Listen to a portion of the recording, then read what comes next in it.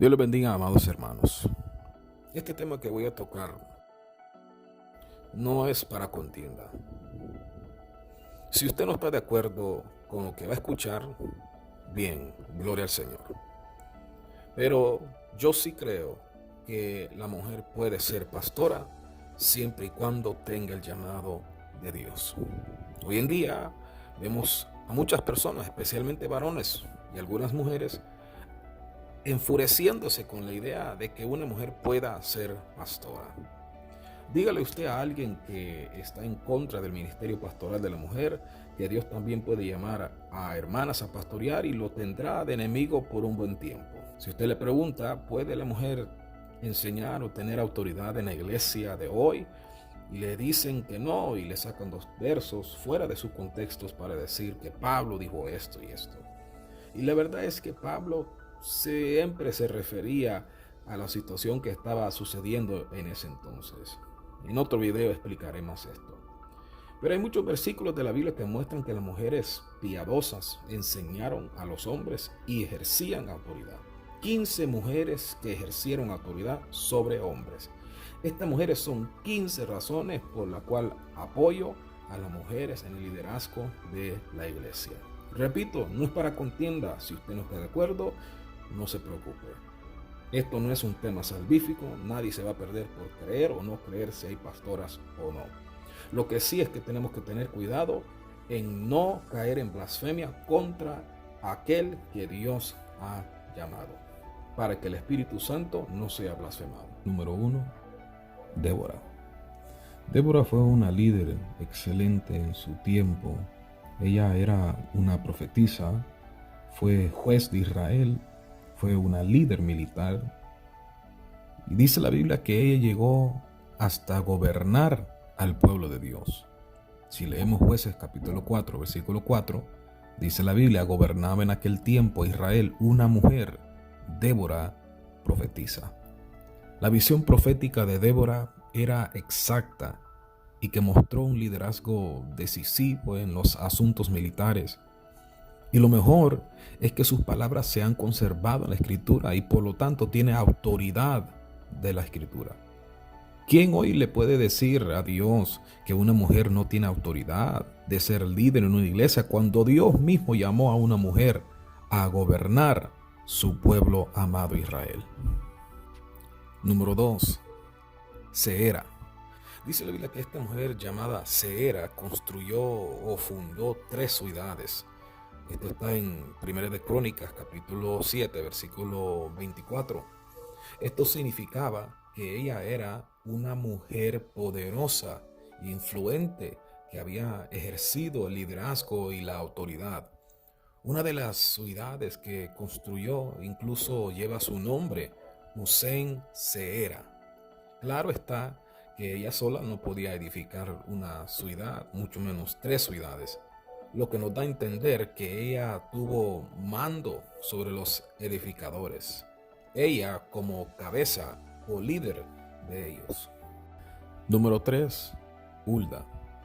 Cuando Josías, rey de Judá, le dieron un libro que encontraron los escribas en esos días de los juicios de Dios sobre Judá, que el pueblo se había apartado y alejado de adorar a Dios para ir en pos de dioses ajenos, el rey Josías quería aprender sobre la forma de adorar correctamente a Dios para apartarse de la idolatría que estaba en el pueblo. Y envió entonces una delegación a una mujer. Esta mujer era la profetisa Hulda. Si usted lee 2 de Reyes capítulo 22 y capítulo 23 y 2 de Crónicas capítulo 34, leerá más sobre esta historia. Encontrará que ellos buscaron a una profetisa, alguien que les podía aclarar este asunto, que les enseñara cómo poder volver a Dios, adorarle de verdad y dejar la idolatría.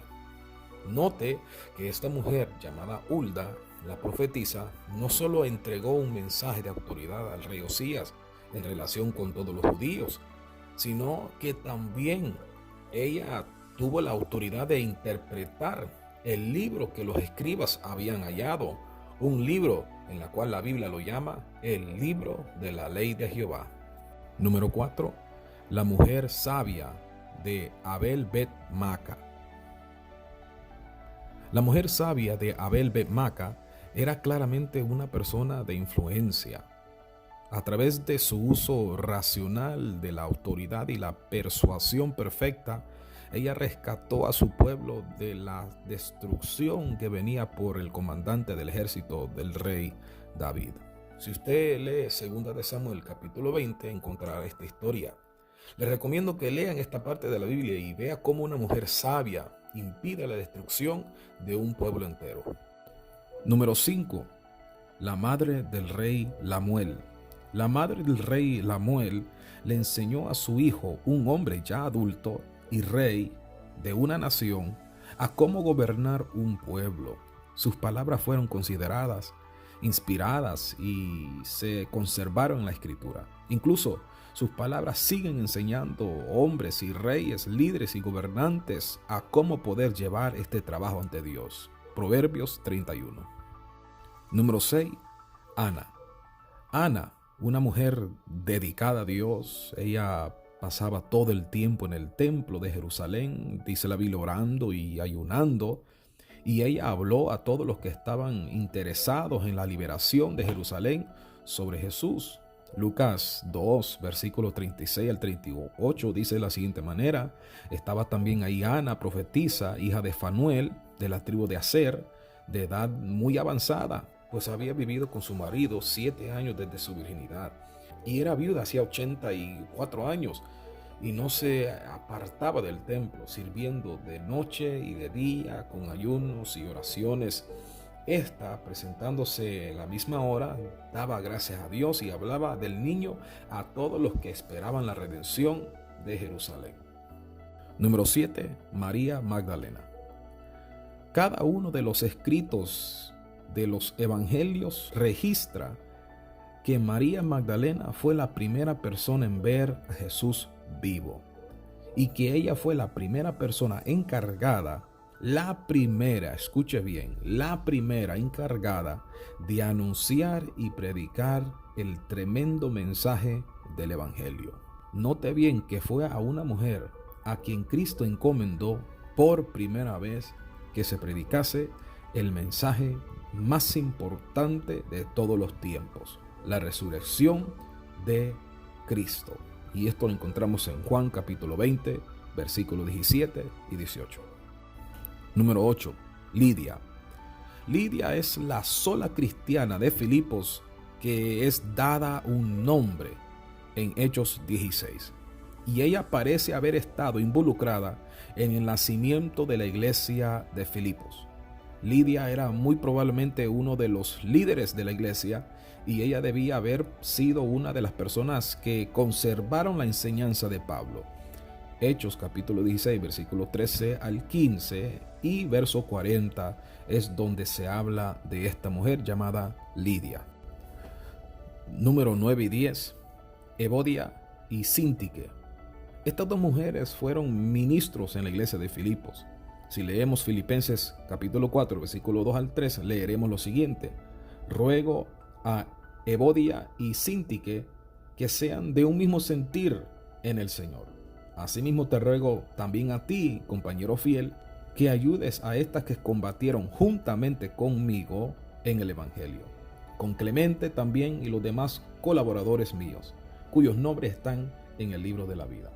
Pablo habla bien de estas dos mujeres, y si usted nota bien, Pablo describe el ministerio de ellas mediante el uso de algunos de los mismos términos que había aplicado anteriormente a Timoteo y a Epafrodito en la misma carta. Pablo, en el capítulo 2 de Filipenses, menciona a Timoteo y a Epafrodito como personas que anduvieron con él en el ministerio. Igual dice Pablo de estas dos mujeres que combatieron juntamente con él en el evangelio. Pero ¿para qué andaban con él? ¿Para quedarse calladas? ¿Cómo combatían el evangelio? ¿Quedándose en silencio? Aquí es donde las personas usan el texto de Corintios y Timoteo para decir que ninguna mujer en el mundo entero puede ejercer el labor de pastor o de pastora. ¿Por qué? Porque no puede enseñar, dicen ellos. Pero qué raro que Pablo andaba con dos mujeres o dos hermanas que combatían con él en el Evangelio. Y es aquí que los que piensan así deberían averiguar el por qué Pablo dijo eso a las congregaciones en Corinto y a Timoteo en la iglesia de Éfeso. Porque no era una ley universal, sino el resultado de ciertas cosas que estaban pasando en esa iglesia. Número 11, Priscila. Priscila, junto con su esposo Aquila, encabezó una iglesia que se reunía en su casa. Si leemos 1 Corintios capítulo 16, versículo 19, leerá lo siguiente: las iglesias de Asia os saludan. Aquila y Priscila, con la iglesia que está en su casa, os saludan mucho en el Señor. ¿Por qué mencionar Priscila si el pastor solo era Aquila? Es muy interesante esto, ¿no? Hechos capítulo 18, versículo 1 al 3, también versos 18 al 19, hablan de Priscila y Aquila. También Romanos 16, verso 3 al 5 y 2 de Timoteo capítulo 4, versículo 19, hablan de Aquila y Priscila. En una ocasión, Priscila y Aquila enseñaron a Apolos, un varón, como dice la Biblia, elocuente y poderoso en la Escritura, pero que solo conocía el bautismo de Juan. Dice la Biblia que Aquila y Priscila le tomaron aparte y le enseñaron más exactamente el camino de Dios. Note bien que la palabra es le enseñaron, porque los dos le enseñaron. ¿Cómo es eso entonces que la mujer no puede enseñarle al hombre? Una persona una vez me dijo, no, es que dentro del templo no puede enseñarle a nadie. A lo cual yo respondí, entonces solo afuera del templo puede el hombre ser enseñado por una mujer. O sea, todo está limitado dentro de las cuatro paredes. Pero esto puede usted hallarlo en Hechos capítulo 18, versículo 24 al 26. Número 12, Febe. Febe es descrita por Pablo como una hermana, una diaconisa de la iglesia, un ministro, un patrón o líder. Febe probablemente fue la persona encargada de tomar la carta de Pablo a los romanos. Romanos capítulo 16, versículo 1 al 2. Pablo evidentemente tenía mucha estima para Febe y muchas otras mujeres ministras. Número 13, Junia. Junia y su pareja Andrónico eran activos en el ministerio. Esto lo leemos en Romanos capítulo 16, versículo 7. Pablo señala algunas de sus credenciales. Dice que fueron compañeros de él, que habían sufrido por su fe y habían estado en prisiones con él por causa del evangelio. Número 14, Ninfas. Ninfas era una mujer que organizó una iglesia en la Odisea y que se congregaban en su casa. Esto está en Colosenses capítulo 4, versículo 15. Y si nota bien, Pablo no saluda a nadie más en su iglesia en los versículos finales de Colosenses. Qué raro que Pablo no le mande saludos al pastor de esa iglesia, a menos que ella, Ninfas, haya sido la líder o pastora de esa congregación en la cual se congregaban en su casa. Pues resulta ser que eso mismo indica el verso, de que ella era la líder de la iglesia. Pastor, dirá uno, pero ¿cómo sabe que Ninfas era mujer? Pues porque Ninfa significa novia o recién casada. Incluso en el paganismo, en la mitología griega, Ninfas era una diosa menor. O sea que Ninfas es un nombre femenino. Y por último, número 15, la señora elegida. Esta mujer era una líder cristiana. Juan escribió una carta a ella que se incluye en el canon del Nuevo Testamento. Esto es segunda de Juan. Si usted presta atención a esta carta de Juan a la señora elegida, se dará cuenta que es una carta doctrinal. ¿Por qué será que le manda Juan una carta doctrinal a una mujer de una congregación. ¿Acaso lo correcto no sería mandar la carta al pastor de esa iglesia, ya que él es el pastor quien se encarga de enseñar la doctrina? ¿Por qué a la mujer? Pues porque precisamente era ella la líder de esa congregación que tenía en su casa. Era ella la encargada de enseñar la doctrina. Es por eso que Juan le manda esta carta a ella, no a otra persona de la congregación.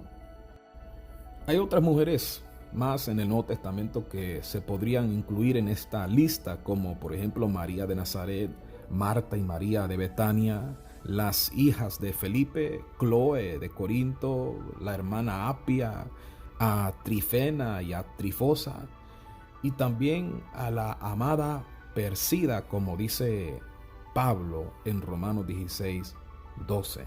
Mujeres que trabajaron mucho en el Señor.